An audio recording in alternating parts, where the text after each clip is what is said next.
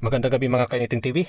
Narito na ating weather quick update ngayong gabi, July 27, 6 PM hanggang 5 AM bukas. Si LPA 95W ay palusot na po, kaya hindi na po natin siya i-monitor dahil posibleng sasanib na po siya sa bagong LPA na si 96W. Base sa available data ng Pag-asa kanilang alas 3 ng hapon, si LPA 96W ay nasa 770 km silangan ng Butuan City, Agusan del Norte. Dahil dito, umaabot ang trough ng kaulapan ni LPA 96W na may maulap na pagpawirin, kalat-kalat na pagulan, pagkulog at pagidlat sa lugar ng Quezon, Bicol Region, Eastern Visayas, Dinagat Islands, Northern Mindanao, Surigao del Norte, Surigao del Sur. At samantala, hanging habagat pa rin ang nakakapekto sa western sections ng Luzon at Visayas. Dahil dito, magiging maulap din ang papawirin, may kalat-kalat na pagulan, pagkulog at pagkidlat sa Batanes, Babuyan Islands, Ilocos Region, Zambales at Bataan.